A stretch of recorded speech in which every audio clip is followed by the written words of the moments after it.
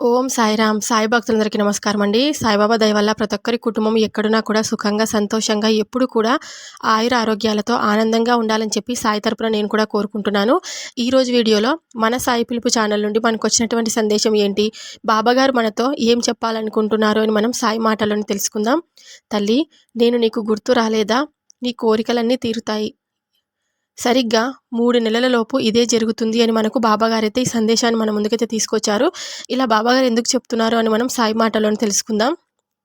Video start చేసే ముందు ఒక చిన్న రిక్వెస్ట్ అండి. ఈరోజు పుట్టినరోజు జరుపుకుంటున్న సాత్విక్ సాయి అనే అబ్బాయికి మన ఛానల్ నుండి, మన సాయి భక్తుల నుండి బర్త్డే విషెస్ అనేది అందరూ తెలియచేయండి. కామెంట్ సెక్షన్లో ఆ అబ్బాయికి మీ ఆశీస్సులు అందించండి. మన సాయి పిలుపు ఛానల్ నుండి కూడా ఆ అబ్బాయికి పుట్టినరోజు శుభాకాంక్షలు. ఆ అబ్బాయికి ఎప్పుడు బాబాగారి ఆశీర్వాదం ఉండాలని చెప్పి నేను కూడా మనస్ఫూర్తిగా కోరుకుంటున్నాను. ఈ సందేశం కనుక మీకు నచ్చినట్లయితే వీడియోకైతే ఒక చిన్న లైక్ అయితే ఇవ్వండి ఫ్రెండ్స్. తల్లి, కన్నీరు కార్చవద్దు, బాధను మనసులో బంధించకు, ఎవరికి చెప్పలేక నీలో నువ్వే కుమిలిపోతూ ఉండకు. నీకు నీ బాబా గుర్తుకు రాలేదా తల్లి? నీ బాధలు నాతో చెప్పుకో, నీకు నేను మనశ్శాంతి ఇస్తాను. నీకు ఎదురవుతున్న ప్రతి సంఘటనకు కారణం చెప్తాను. ముందుగా నువ్వు కారణం లేనిదే ఏది జరగదని తెలుసుకో. నీ బాధకు కారణాలు ఏమిటో చెప్పనా? నీ కుటుంబం ఆర్థికంగా బాధలు పడుతుంది కదా, అలాగే ఆరోగ్యపరంగా ఇబ్బందులలో ఉంది. నయం చేయించే శక్తి ఉండటం లేదు. నలుగురిలోకి వెళ్ళటానికి భయపడుతున్నారు కదా, ఎందుకంటే అక్కడ మిమ్మల్ని అవమానించే మాటలు, అనుమానపు చూపులు మిమ్మల్ని మానసికంగా హింసిస్తున్నాయి. దానికి తోడు నీ పుట్టింటి నుండి కూడా ఇదే తీరు. అందుకే నీ మనసులో ధనం లేకపోవడం వలన ఇలా జరుగుతుంది అనే బాధ అనుక్షణం నిన్ను బాధిస్తుంది. వీటికి కారణం కూడా కర్మ ఫలితాలే అమ్మా. వాటిని పూర్తిగా అనుభవించాలి, అప్పుడే విముక్తి కలుగుతుంది. అయితే మరి నేనెందుకు ఉన్నట్టు? తల్లి, అభయమిస్తున్నాను. నీకు ఆ కర్మలు తొలగిస్తూనే నీకు వృద్ధిని ఇస్తాను. నీకు ఏ సమయానికి ఏమి అవసరమో అవన్నీ నీకు నేను చేసే ఏర్పాట్లు చేస్తాను. ఏమి కావలసినా నన్ను అడుగు, తక్షణం నీ అవసరాలకు సహాయం అందిస్తాను. ఏ బాధ వచ్చినా నువ్వు నాతోనే చెప్పుకో, ఆ బాధ తగ్గిస్తాను. లేదు, నీ బాధలన్నీ ఇతరులతో చెప్పుకోవడం వల్ల నువ్వు ఇంకా చులకన అయిపోతావు, ఇంకా నిన్ను ఎగతాళి చేస్తారు. నీతో వాళ్ళు వింటున్నట్లే ప్రవర్తిస్తారు. కానీ నువ్వు చెప్పి వెళ్ళిపోయాక నీ బాధలన్నీ ఇతరులతో చెప్పుకుంటూ చాలా నవ్వుకుంటారు. అలా ఎందుకు చెప్పు? నీ బాధలు ఏవి వచ్చినా నాతోనే చెప్పుకో, వినడానికి నేను ఎప్పుడూ సిద్ధంగా ఉంటాను. ఆ బాధల నుండి విముక్తి కలిగించేలా నేను చేస్తాను. ఇలా నీ పాప కర్మలు తొలగిపోయే వరకు ఒక పక్క కర్మలు తొలగుతాయి. అవసరానికి నా సహాయము అందిస్తాను. త్వరలో కర్మలు పూర్తిగా తొలగిపోయి ప్రశాంతత ఏర్పడుతుంది. అప్పుడు బెల్లం చుట్టూ చీమలు చేరినట్టు అందరూ నీ దగ్గరికి వస్తారు. అమ్మా, ఇది కలికాలం తల్లి. ఎవరైనా అవతలి వారి వలన ఉపయోగం ఉంటేనే బంధువునంటూ చేరుతారు. కనుక నువ్వు నిజాయితీ గల వారి కోసం ఎదురు చూడకు. నీకు తోడుగా నేనున్నాను. ధైర్యంగా ఉండు. నీకు నీ బాబా అండ ఎల్లప్పుడూ ఉంటుంది. నా ఆశీస్సులు నీకు ఎప్పటికీ ఉంటాయి. తల్లి, నీకు, నీ కుటుంబానికి నా యొక్క ఆశీస్సులు. ఈ శుభవార్త నీకు చెప్పేందుకు నేను ఎన్నో సంవత్సరాల నుండి ఎదురు చూస్తున్నాను. కానీ నీ యొక్క కర్మ ఫలములను బట్టి ఇంత సమయం పట్టింది. అప్పుల్లో కూరుకుపోయి నీవు, నీ కుటుంబం ఎంత వేదనాభరితమైన జీవితం గడుపుతున్నారో నాకు తెలియంది కాదు. నీ యొక్క అదృష్టం కొద్దీ అనుకూలమైన కుటుంబమైతే నీకుంది. ఎలాంటి పరిస్థితి ఎదురైనా వారు నిన్ను వెన్నుదన్నుగా నిలబడ్డారు. అందువల్లే నువ్వు క్లిష్ట పరిస్థితుల్లో కూడా నిలబడగలిగావు. ఆదాయ మార్గాలన్నీ మూసుకుపోయినా ఇంటి గుట్టు బయటకు రాకుండా ఎంతో ఓర్పుతో ఉన్నంతలో రోజు గడుపుకుంటున్నారు. ఎంతటి కష్టం వచ్చినా సరే కుటుంబమంతా ఒక మాట మీద ఉండి కలిసికట్టుగా ఉంటే ఎలాంటి పరిస్థితులు అయినా నెగ్గుకు రావచ్చు అని మిమ్మల్ని చూసి తెలుసుకోవాలి. నీవు కూడా కొన్ని విషయాలు తెలుసుకొని ఇక మీదట జాగ్రత్తగా ఉండాలి. నీకు మంచి ఉద్యోగం ఉంది. అప్పుడు ఆ పొరపాటు చేయకుండా ఉంటే ఇప్పుడు నీ పరిస్థితి వేరేగా ఉండేది, అవునా? ఏమిటి బాబా అంత బాగుంటుంది అని మరలా ఇలా అంటున్నారని భయపడకండి. అంతా బాగుంటుంది కనుకనే ముందు చేసిన తప్పు మరలా చేయకూడదని నేను హెచ్చరిస్తున్నాను. పరిస్థితులు అన్నీ చక్కబడుతున్నాయి. ఇప్పటికే నీ ఇంట వచ్చిన మార్పు నువ్వు గమనించే ఉంటావు కదా. అవును, నీ కుటుంబం అనుభవించిన చెడు రోజులు ఇంకా పోయాయి. ఇక నీకు అన్నీ మంచి రోజులే. నీ కోరికలన్నీ తీరే సమయం ఇప్పటి నుంచి నీకు వస్తుంది. అన్ని విధాలుగా ఆదాయం వచ్చే సమయం. నీవు, నీ భార్య, నీ బిడ్డలు అందరూ సంపాదన బాట పడతారు. ఇక మీదట ఆదాయానికి ఏ లోటు ఉండదు. అప్పులన్నీ ఒక్కొక్కటిగా తీరుస్తారు. తల్లి, మన దగ్గర నుండి సంపాదన దూరమైనప్పుడు చాలా వేగంగా పోతుంది. వచ్చేటప్పుడు ఒక్కొక్కటిగా వచ్చి చేరుతుంది. అయితే సంపద తిరిగి రావడం మొదలైతే ఆగడం అంటూ జరగదు.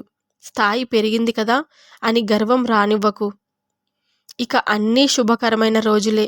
సరిగ్గా 3 నెలలలోపు నీవు అప్పుల్లో కూరుకుపోయిన బాధలన్నీ తొలగిపోయి నీకు ఒక మంచి సంపాదన బాట మీరు ఆదాయ మార్గాన్ని ఎంచుకుంటారు. ఇంకా 3 నెలల సమయం మాత్రమే ఉంది. మీ బాధలన్నీ, మీ అప్పులన్నీ తీరిపోయి మీరు ధనవంతులు అవ్వడానికి. నీవు ఒంటరిగా పెరిగావు. నీ అదృష్టం కొద్దీ ఇటువంటి భార్య పిల్లలు నీకు లభించారు. వారు నిన్ను ఎంతో ప్రేమిస్తున్నారు. ఎందుకు ధన సంపాదనలో పడి వారిని నిర్లక్ష్యం చేస్తున్నావు? నీవు నీ సంపాదన కోరికలతో వారికి చేసే అన్యాయం గుర్తించి మేలుకో. ఏమంటున్నావు? ఇదంతా వారిని సుఖపెట్టడానికి అని అంటున్నావు కదా. అవును, నిజమే. ఈ లోకంలో ధనం లేకపోతే ఏది దొరకదు. కానీ నీవు ఎంత సంపాదించినా ఏం సంతోషం? వారితో నీవు గడిపిన ఆనంద క్షణాలు కొన్నైనా ఉన్నాయా చెప్పు? ధనం ఇస్తున్నావు, సకల భోగాలు అందిస్తున్నావు, కానీ వారి ముఖంలో కొంచెమైనా చిరునవ్వుని, ఆనందం అందిస్తున్నావా చెప్పు? నీ భార్యకు భర్తగా, పిల్లలకు తండ్రిగా కనీసం ఒక్క రోజైనా గడుపు. వాళ్ళ సంబరం చూడు. ఒక్కసారి వారి సంతోషంతో పాలు పంచుకో. అప్పుడు నీకే అర్థమవుతుంది. నీ సంపాదన నీ కుటుంబానికి ఎంతో అవసరం. అలాగే నీ కుటుంబ సభ్యులకు నీ ప్రేమ, నీవు ఉన్నావన్న ధైర్యం ఇంకా ఎక్కువ అవసరం. ఇదంతా నీకు ఎందుకు తెలియజేస్తున్నానంటే, నీవు అంటున్నావు కదా, బాబా నీవే నా తండ్రివి, నా తల్లివి అని. మరి నాకు అంత ఉన్నతమైన స్థానం ఇచ్చినప్పుడు మరి నా బాధ్యత నిర్వర్తించాలి కదా. ఇకపై నీ భార్య బిడ్డలతో సంతోషంగా ఉండాలి. నేను ఎప్పుడూ గమనిస్తూనే ఉంటాను. నీ భార్యను పదే పదే ఎందుకు మానసికంగా వేదనకు గురి చేస్తున్నావు చెప్పు? ఆ వ్యక్తి నిన్ను నమ్ముకొని వచ్చినప్పుడు నువ్వు ఎలా చూసుకోవాలి? అన్నిటినీ, కుటుంబాన్ని, తల్లిదండ్రులను, అన్నాతమ్ములను, అక్కా చెల్లెలను అందరిని వదిలి నీ దగ్గరకు వచ్చిన నీ భార్యను నువ్వు ఇలానే ప్రవర్తిస్తున్నావా చెప్పు? బాధపెట్టి. అలా బాధ పెట్టకుండా సంతోషంగా చూసుకో. ఆమె కళ్ళలో సంతోషాన్ని నింపడానికి ప్రయత్నం చేయి. నీకు అప్పుడే అర్థమవుతుంది, నువ్వు సంపాదించిన ధనానికి ఒక విలువ ఉంటుంది. నీకంటూ నీ భార్య పిల్లలే కదా. వాళ్ళను సరిగ్గా చూసుకోలేనప్పుడు నువ్వు ఎంత సంపాదించినా ఏం ఫలితం ఉంటుంది చెప్పు? వెళ్ళేటప్పుడు ఏది తీసుకొని వెళ్ళలేరు. ఉన్నప్పుడే కొంచెం కొంచెంగా మనం సంపాదించిన ధనాన్ని అనుభవిస్తూ కొంచెం కొంచెం ఇతరులకు పంచిపెడుతూ నువ్వు పుణ్యఫలాలను మూట కట్టుకొని వెళ్ళాలి. అలా కాకుండా నువ్వు చేసే ప్రతి పని ఇతరులను బాధ పెట్టేదిగా ఉండకూడదు. అలా ఉంటున్నప్పుడు నువ్వు ఎంత సంపాదించినా ఏమీ ఫలితం ఉండదని గుర్తుపెట్టుకో. ఇకపై నీ భార్య బిడ్డలతో సంతోషంగా ఉండు. నా ఆశీస్సులు నీకు ఎల్లప్పుడూ ఉంటాయి. చేయవలసిన పని ఏంటో, ఈ చెడు ఆలోచనల నుండి నువ్వు ఎప్పటికీ పారిపోవద్దు. వాటికి భయపడకూడదు. వాటిని కూడా సమానంగా స్వీకరించాలి. నేను ఇంతకు ముందు కూడా చెప్పాను. ఎందుకంటే నువ్వు ఎప్పుడైతే ఈ ఆలోచనలను ఎదుర్కొంటున్నావో అప్పుడే నువ్వు వీటిని మంచి ఆలోచనలతో సమతుల్యం చేయగలుగుతావని, నిన్ను ఓడించి నీ సంకల్పాన్ని నీరు కార్చాలనుకుంటాయి. కానీ నువ్వు గుర్తుంచుకో, నువ్వు అప్పటి వరకు ఆ సఫలమైనట్లు కాదు. ఎప్పటి వరకు నువ్వు ఓటమిని ఒప్పుకొని ప్రయత్నం చేయటం మానావో అప్పుడే నువ్వు సఫలమైనట్లు.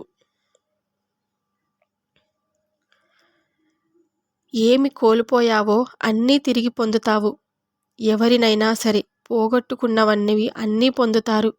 ఒక్కొక్కరు త్వరితగతిన పొందితే ఇంకొందరు కొద్దిపాటి ఆలస్యం జరుగుతుంది. అంతే తప్ప ఎవరికి అన్యాయం అనేది జరగదు. కానీ నేను చెప్పేది అర్థం చేసుకోండి. ఏదైనా తిరిగి పొందగలం, కానీ ఎవరినైనా కోల్పోయినప్పుడు వారిని తిరిగి పొందడం అసాధ్యం. అది స్నేహమైనా, బంధమైనా, తల్లిదండ్రులైనా, ఏదైనా సరే. ఉన్నప్పుడే వారి విలువ తెలుసుకొని వారిని జాగ్రత్తగా చూసుకోవాలి. అలా కాకుండా వాళ్ళు వెళ్ళిపోయాక, మన నుంచి దూరమైపోయాక ఎంత తలుచుకున్నా ఏం ప్రయోజనం చెప్పు? ఉన్నప్పుడే వాళ్ళ విలువను తెలుసుకొని వాళ్ళతో బంధం ఏర్పరచుకోవడానికి ప్రయత్నించాలి.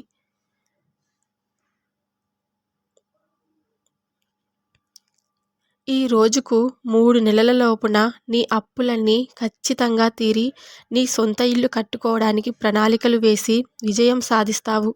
అయితే ఇప్పుడు నీ మనసులో ఏముందో నాకు తెలుసు. ఇంకా అన్ని రోజులు ఉండాలా బాబా, నా వల్ల కాదు అని అంటున్నావు కదా.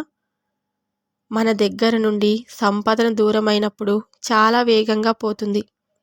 వచ్చేటప్పుడు ఒక్కొక్కటిగా వచ్చి చేరుతుంది. అయితే సంపద తిరిగి రావడం మొదలైతే ఆగడం అన్నది జరగదు. స్థాయి పెరిగింది కదా అని గర్వం ఎప్పటికీ రానివ్వకు. నా ఆశీస్సులు నీకు ఎప్పటికీ ఉంటాయి. నువ్వు సొంత ఇల్లు కట్టుకోవాలనుకున్నావు కదా. ఆ సందర్భంలో అందరినీ పిలిచి సంబరాలు చేసుకోవాలని ఆశపడ్డావు. అన్నీ నువ్వు కోరుకున్నట్లుగా జరిపించే బాధ్యత నాది. నువ్వు అడిగిన దానికంటే గొప్పగా సంబరాలు జరుగుతాయి. నీకు, నీ కుటుంబానికి నా యొక్క ఆశీస్సులు ఎప్పటికీ ఉంటాయి. నీ అప్పులన్నీ రోజుల వ్యవధిలో తొలగిపోయి ఆశ్చర్యానికి గురి చేస్తాయి. ఇక నీ భవిష్యత్ బంగారుమయం. ఎంత అలసిపోయావో అంతకు మించి రాజభోగాలైతే నువ్వు ఖచ్చితంగా పొందుతావు. అందుకు అన్ని అర్హతలు నీకున్నాయి. నీ భర్త ఆరోగ్యం ఖచ్చితంగా నయమవుతుంది. బిడ్డలకు స్థిరమైన జీవితం కలుగుతుంది. 1 కాదు, 2 కాదు, నువ్వు ఏది అనుకున్నా సరే ఖచ్చితంగా నీ కోరికలన్నీ తీరే సమయం ఆసన్నమైనదని నేను నీకు మాట ఇస్తున్నాను. కానీ నువ్వు నీ మాటలతో, చేతలతో ఇతరుల మనసులను బాధ పెట్టకూడదని నాకు మాట ఇవ్వు. నువ్వు సంపాదించిన సొమ్ములో కొంచెం పేదవారికి దానం చేస్తూ ఉండు. అది 1 రూపాయి అయినా సరే నాకు చాలా సంతోషాన్నిస్తుంది. ఎందుకంటే ఏ భిక్షగాల రూపంలో నేను ఉంటానో మీకు తెలియదు కదా. మీరు ఇచ్చే ఆ 2 రూపాయల దక్షిణ నాకు ఒకటి శ్రద్ధ, ఒకటి మరియు సబూరి. నేను వాటిని పైకం రూపంలోనే చెల్లిస్తాను. మీరు ఇచ్చే ఆ 2 రూపాయల కానుకలో మీ పాపపు కర్మలు తొలగిపోవడానికి అన్ని ఏర్పాట్లు చేస్తాను. ఖచ్చితంగా మీరు మీకు ఇచ్చిన సొమ్ములో ఇతరులకు కొంచెం పంచిపెడుతూ ఉండండి. అప్పుడే మీకు అంతా మంచి జరుగుతుంది. ఇకపై నా ఆశీస్సులు మీ అందరికీ ఉంటాయని, ఎప్పటికీ మీరు ఆయురారోగ్యాలతో సంతోషంగా తులతూగుతూ ఉండాలని నా ఆశీస్సులు మీకు తెలుపుకుంటున్నాను. అని బాబాగారైతే మనకు ఈరోజు ఈ సందేశం అనేది ఇచ్చారండి. బాబాగారు చెప్పినటువంటి ఈ సందేశం కనుక మీ అందరికీ నచ్చినట్లయితే మరి కొంతమందికి షేర్ చేయడానికి ప్రయత్నించండి. వీడియోకి అయితే ఒక చిన్న లైక్ అయితే ఇవ్వండి ఫ్రెండ్స్. ఇంకా సాత్విక్ సాయి అనే అబ్బాయికి పుట్టినరోజు శుభాకాంక్షలు తెలుపుకుంటున్నాను. మీరు కూడా కామెంట్ సెక్షన్లో ఆ అబ్బాయికి మీ తరపున పుట్టినరోజు శుభాకాంక్షలు తెలియచేయండి. ఇంకా ఎవరిదైనా సరే పుట్టినరోజు ఉంటే మీరు మన కామెంట్ సెక్షన్లో కామెంట్ చేయండి ఫ్రెండ్స్. రేపు మనము చెప్దామన్నమాట. మన సాయి పిలుపు ఛానల్ ద్వారా పుట్టినరోజు శుభాకాంక్షలు తెలియచేస్తాను నేను. సర్వే జన సుఖినో భవంతు. జై సాయిరామ్.